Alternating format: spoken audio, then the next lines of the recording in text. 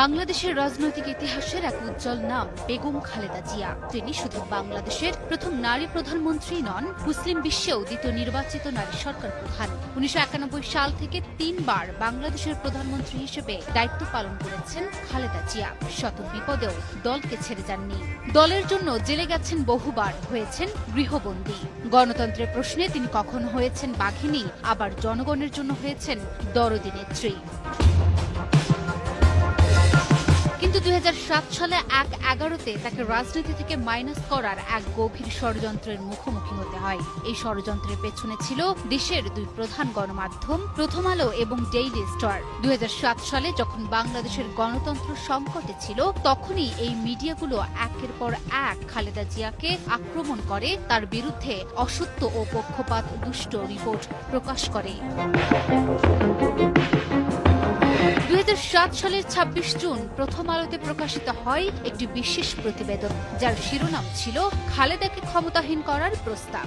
এই প্রতিবেদনে বলা হয় যে বিএনপির চেয়ারপারসন বেগম খালেদা জিয়ার একচ্ছত্র ক্ষমতা খর্ব করে সংস্কার প্রস্তাবের খসড়া ঘোষণা করেছেন দলের মহাসচিব আব্দুল মান্নান ভূঁইয়া। খসড়া প্রস্তাবে বলা হয়, ২ মেয়াদে কেউ প্রধানমন্ত্রী থাকলে তিনি আর প্রধানমন্ত্রী কিংবা দলের চেয়ারম্যান হতে পারবেন না।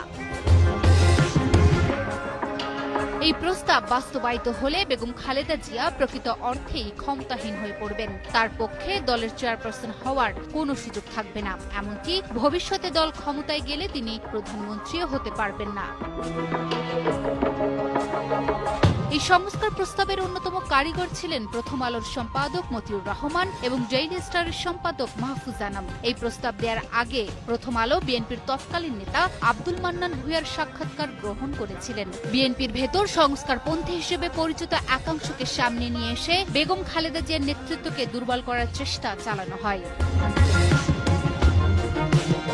প্রথম আলো ডেইলি স্টার প্রণীত এই মাইনাস ফর্মুলা বাস্তবায়নের লক্ষ্যেই ২০০৭ সালের ১/১১ সরকার গ্রেপ্তার করে বেগম জিয়া ও তার পুত্র আরাফাত রহমান কোকোকে। এর আগেই গ্রেপ্তার করা হয় তারেক রহমানকে। প্রথম আলো ডেইলি স্টার মূলত এই মাইনাস ফর্মুলার অন্যতম প্রধান প্রচারক ছিলেন। এই গণমাধ্যম দুটি দীর্ঘদিন ধরে বিএনপির বিরুদ্ধে অসত্য তথ্য প্রচার করেছে। বিশেষ করে বেগম খালেদা জিয়ার পরিবারকে টার্গেট করে তারা। এমনকি বেগম জিয়ার ছোট ভাই শামীম ইস্কান্দার, যিনি রাজনীতির সঙ্গে সরাসরি সম্পৃক্ত ছিলেন না, তাকেও টেনে আনা হয় ষড়যন্ত্রের কেন্দ্রবিন্দুতে। প্রথম আলো একটি প্রতিবেদন প্রকাশ করে, যার শিরোনাম ছিল বিমানকে নিঃস্ব করে অবৈধ সম্পদ করেছেন শামীম ইস্কান্দার। যে প্রতিবেদনের এক বিন্দু সত্যতা পরবর্তীতে প্রমাণিত হয়নি। ২১ আগস্টের হামলাকে জঙ্গি হামলা হিসেবেও আবিষ্কার করেছিল প্রথম আলো পত্রিকা।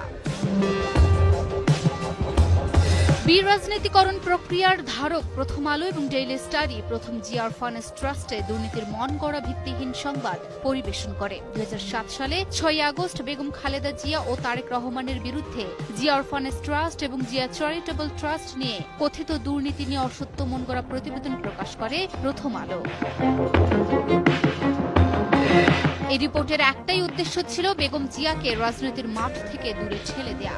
রিপোর্টের ভিত্তিতেই দুর্নীতি দমন কমিশন বেগম জিয়া ও তারেক রহমানের বিরুদ্ধে মামলা দায়ের করেছিল, যা ছিল একেবারেই মিথ্যে ও ভিত্তিহীন।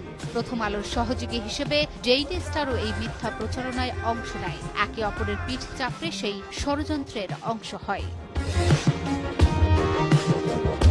এসব মিথ্যা তথ্যের কারণে বাংলাদেশের রাজনৈতিক ইতিহাসে একটি অন্ধকার অধ্যায় সৃষ্টি হয়েছিল। অথচ আজ যখন প্রথম আলো এবং ডেইলি স্টার তাদের অবস্থান পাল্টে নিয়েছে, তখনও প্রশ্ন উঠছে, বাংলাদেশের জনগণ কি তাদের এই অবিচার ও ঘৃণ্য সাংবাদিকতাকে কখনো ভুলতে পারবে?